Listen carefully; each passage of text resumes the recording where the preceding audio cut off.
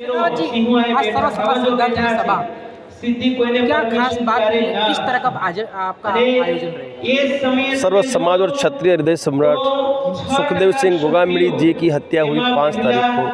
उसके पश्चात पूरे भारतवर्ष में श्रद्धांजलि सभा का आयोजन हो रहा है। तो आज हम लोगों ने गुजरात प्रदेश का श्रद्धांजलि सभा का आयोजन यहाँ किया। पूरे गुजरात से जो हमारे पदाधिकारी थे और जो यहाँ थे वो काफ़ी बड़ी संख्या में यहाँ पधारे। हम सबने श्रद्धा सुमन अर्पण किए और हमने भविष्य में जो हमारी रणनीति थी उसमें हमने हमारे विचार रखे और उन विचारों पे आगे आने वाले समय में हम कार्य करेंगे। क्योंकि जो गिरफ्तारियां तो हो गई, इन्वेस्टिगेशन भी हो गया, अब उन 7 जो हत्यारे और उसमें मदद करने वाले थे वो आज जेल में है। तो जो मुख्य सूत्रधार है वहाँ तक आप कब पहुँचोगे, वो हमने मांग रखी है। और शीघ्र अतिशीघ्र एनकाउंटर की हमने बात की। शीघ्र अतिशीघ्र हमें एनकाउंटर चाहिए और इसी बात को लेकर यदि जरूरत पड़ी तो विधानसभा का घेराव भी हम करेंगे और जोधपुर संसद का भी घेराव हम करने की तैयारी है। करनी सेना के राष्ट्रीय प्रमुख सुखदेव सिंह गोगामड़ी का जिस तरह एक उनकी हत्या हो गई है और हत्या के बाद आज सर्व समाज करनी सेना के द्वारा एक श्रद्धांजलि का कार्यक्रम रखा गया है। श्रद्धांजलि के कार्यक्रम में श्रद्धांजलि देने के लिए तंजीम मेहरानी जो उपस्थित है, तंजीम मेहरानी के बारे में बताना चाहूँगा। थोड़ा उनका परिचय यह है कि तंजीम मेहरानी जिस तरह सुखदेव सिंह गोगामड़ी ने उस टाइम धारा 370 जब निष्कासित नहीं हुई थी तब वहाँ के वर्तमान जो राजनीति कर रहे थे फारूक अब्दुल्ला सहित जो अन्य लोगों जो अपने तिरंगा का जो तिरंगा फहराने पे जो रोक थी, जिनका विरोध किया जाता था, उस विरोध के बावजूद भी करनी सेना के राष्ट्रीय प्रमुख सुखदेव सिंह ने तिरंगा लहराया था। और उससे पहले 8 दिन पहले तंजीम मेहरानी ने फहराया। तंजीम मेहरानी जो अभी यूपीएससी की छात्र है, जो ग्रेजुएशन पूरा कर रही है और सर्व समाज सुखदेव सिंह गोगामड़ी को श्रद्धांजलि देने आई है। उन्हीं से बात करते तंजीम, आपके जिस तरह आज सुखदेव सिंह गोगामड़ी की जिस तरह हत्या हुई, श्रद्धांजलि का कार्यक्रम का बताइए, किस तरह की आपके उनसे बातचीत होती थी, किस तरह उनके लिए लगाव है? वो मेरे काफ़ी क्लोज थे, मतलब वो मुझे अपनी बेटी मानते थे, मैं दादा बुलाती थी उनको। और जो भी ये घटना हुई है वो बिल्कुल गलत हुई है, क्योंकि जिस तरीके से आज मैं कॉन्फिडेंस में खड़ी हूँ, जिस तरीके से मैं लड़ रही हूँ समाज के लिए, जो समाज के अंदर गलत हो रहा है, मैं सिर्फ उनकी जो इंस्पिरेशन है उसकी वजह से ही मतलब आज मैं लड़ रही हूँ। और उन्होंने मुझे बहुत इंस्पायर किया है कि समाज के लिए लड़ो, देश के लिए लड़ो, हिंदू राष्ट्र के लिए लड़ो, और मैं हमेशा लड़ती रहूँगी। अच्छा, जिस तरह आपने बताया हिंदू राष्ट्र के लिए लड़ते रहो, हिंदू राष्ट्र के लिए लड़ो, लेकिन हिंदू राष्ट्र के लिए लोग जिस तरह का कुछ विरोध कर रहे हैं उसमें कुछ अल्पसंख्यक समाज के भी है, कुछ सभी समाज के लोग, कुछ लोगों को विरोध है, उसको किस तरह देख रहे हो? हिंदू राष्ट्र विरोध उन लोगों को है जिनको अपने पर्सनल इंटरेस्ट की पड़ी है। विरोध वो लोग करते हैं जिन्हें इतिहास नहीं पता। और जब लोग, देश का हर एक इंसान जब हमारा हिंदुस्तान का इतिहास जानेगा ना, तब उन्हें पता चलेगा कि हिंदू राष्ट्र पहले से था और हमेशा रहेगा, और हम जल्द से जल्द इस देश को हिंदू राष्ट्र बनाएंगे।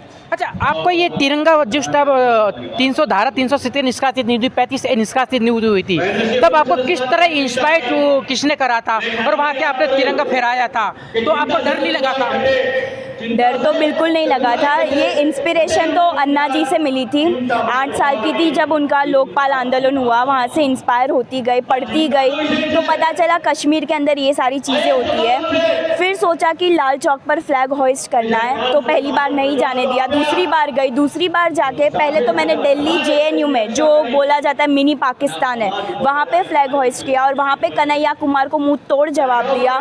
और उसके बाद मैंने लाल चौक पे फ्लैग होइस्ट किया, और जब लाल चौक पे फ्लैग होइस्ट किया वहाँ से मेरी मुहिम ख़त्म नहीं हो गई थी। मैंने 370 के लिए अनशन किया है कि वो जल्द से जल्द नाबूद होनी चाहिए। हिजाब बैन को लेकर PIL है सुप्रीम कोर्ट में, और ये सारी चीज़ें मैं हमेशा करती रहूँगी। अच्छा, अभी हिजाब को लेकर जिस तरह कर्नाटक सरकार ने जिस तरह का एक रवैया अख्तियार किया है, आप इस हिजाब की जो बात कर रहे हैं, हिजाब और कल्चर को, आप एक खुद मुस्लिम हो, एक स्टूडेंट हो, तो किस तरह देख रहे हो? हिजाब एक कल्चर है जो मुस्लिम फॉलो करते हैं, लेकिन उसे एजुकेशनल इंस्टीट्यूशन में नहीं लाना चाहिए। बिकॉज एजुकेशन में आप अगर कोई भी स्कूल में जाते हैं तो यूनिफॉर्म होता है, वो ये दिखाता है कोई बच्चा मतलब पावरफुल नहीं है या कोई बच्चा अनप्रिविलेज्ड नहीं है। तो वो सारी चीज़ें हमें ध्यान रखने की, एजुकेशनल इंस्टीट्यूशन में हर एक बच्चा सिमिलर है, वहाँ हर एक बच्चा पढ़ने जाता है और वहाँ पे वही चीज़ सिखाई जाती है जो देश के लिए अच्छी हो। तो ये सारी चीज़ें जो एजुकेशनल इंस्टीट्यूशन के अंदर हिजाब को लेकर हो रही है वो नहीं होनी चाहिए। अच्छा, आप यूपीएससी के एग्जाम स्टूडेंट भी हो और जिस तरह सर्व समाज श्रद्धांजलि कली सेना के एक संविधान के एक एनकाउंटर की मांग उठी है, तो देश के संविधान और कानून के बारे में आप क्या कहना चाहोगे? देश के संविधान तो है, लेकिन संविधान के अंदर भी कई सारी ऐसी चीज़ें जो गलत भी है, और कॉन्स्टिट्यूशन के साथ जो 60 इयर्स तक गद्दारी होती गई है वो देशवासी नहीं जानते। तो मैं हर एक देशवासी को आपके माध्यम से ये कहना चाहती हूँ कि हमें हमेशा से देश के लिए लड़ना है तो हमें पहले देश के संविधान को समझना पड़ेगा और हमें ये जानना पड़ेगा कि देश के अंदर क्या गद्दारी हुई है, कॉन्स्टिट्यूशन के अंदर क्या गद्दारी हुई है। अच्छा, आप तंजीम के पिताजी हो, आपका नाम बताइए, परिचय दीजिए और क्या काम करते हो? अमीर मेहरानी, मैं ईंटों का बिजनेस करता हूँ। अच्छा, जिस तरह तंजीम लाल चौक में फ्लैग उन्होंने सुखदेव जी के साथ फहराया और इतनी हिम्मत दिखाई, तो आप जुहापुरा में रहते हो, तो किस तरह का आपको उस टाइम का आपको एक्सपीरियंस हुआ, अनुभव हुआ था? लोग बोलते थे हम मुस्लिम हैं, नहीं जाना चाहिए, और मैं हिंदू मुस्लिम नहीं देखता हूँ। मैं देखता हूँ हिंदू राष्ट्र में रहता हूँ, भारत में रहता हूँ, भारतवर्ष में रहता हूँ। मेरी फ़र्ज है भारत के लिए जिंदा रहना, भारत के लिए मरना, चाहे सामने कोई भी हो। मैं नहीं मानूंगा। मेरी बच्ची गई थी, मैं गया था, मेरी वाइफ गई थी, मेरा बच्चा छोटा, मेरा बेटा भी गया था, लेकिन हम इस देश के खिलाफ जो चलेंगे उसके सामने आवाज़ उठाएंगे, लड़ेंगे, चाहे आज मर जाए, चाहे कल मर जाए, चाहे पूरी जिंदगी ना मरे। तो तंजीम मेहरानी और उसके पिताजी का, जिनका भी खुद का भी मानना है कि चाहे देश का, जो देश के साथ है, जो देश के तिरंगे के साथ है, उन्हीं के साथ अल्पसंख्यक समाज जुड़ा हुआ है। कैमरामैन रामन के साथ अश्विन अग्रवाल, अहमदाबाद। गुजरात सरकार की गुजरात को गिफ्ट सिटी को जो बड़ी गिफ्ट दी है, वहाँ से डाइन और वाइन की जो मंजूर, हिंदू साम्राज्य सेना के प्रेसिडेंट अशोक शर्मा हमारे साथ जुड़े, उनसे बात करते हैं। सर, जिस तरह गुजरात को गिफ्ट सिटी को एक बड़ी गिफ्ट मिली है लिकर पॉलिसी की, किस तरह देख रहे हो आप? ये गांधी का गुजरात है और गांधी के गुजरात में शुरू से दारूबंदी का अमल किया गया है, लेकिन जिस तरह से बाहर के लोगों को यहाँ पर दारूबंदी की छूट गिफ्ट सिटी में दी जा रही है, एक उसको कि हमको यहाँ पे उद्योग बढ़ाना है, हमको यहाँ पर निवेश बढ़ाना है, उसको नाम को लेकर जो छूट दी जा रही है वो एक गुजरात के साथ अन्याय हो रहा है, गांधी के गुजरात के साथ अन्याय हो रहा है। अगर दारूबंदी की छूट करनी है तो पूरे गुजरात में एक साथ कीजिए। अगर आप में से उसको पैसा ही कमाना है, अगर उद्योग को लाना है तो पूरे गुजरात में उसकी छूट दीजिए। आज गिफ्ट सिटी, कल डायमंड ब्रूज के अंदर आप देंगे, इस तरह से वो नहीं। अगर कोई भी पॉलिसी अख्तियार करनी है तो उसको आपको पूरे गुजरात में लागू करनी पड़ेगी।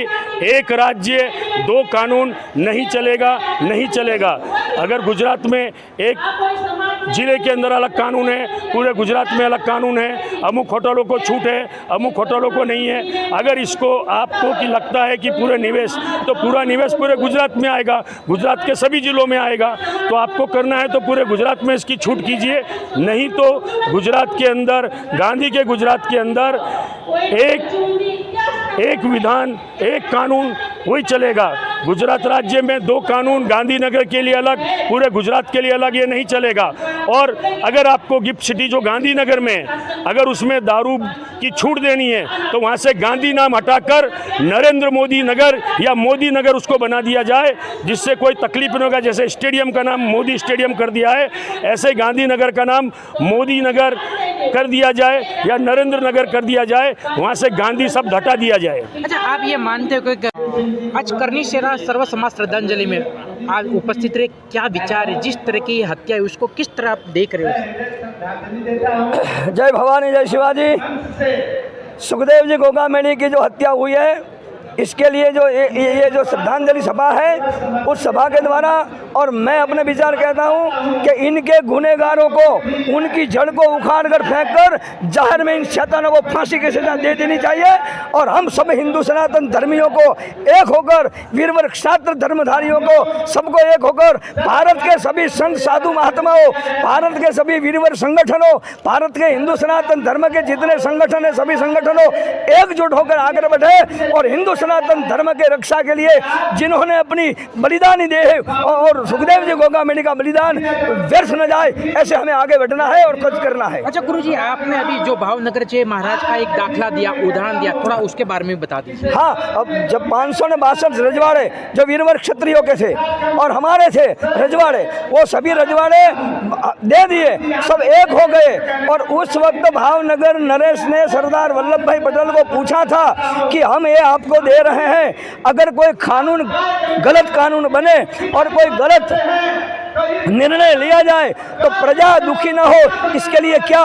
तो उस वक्त उन्होंने कहा था कि एक राज्यसभा का निर्माण होगा और इस राज्यसभा में 562 रजवाड़ा वाले जो है वो ही राज्यसभा में रहेंगे।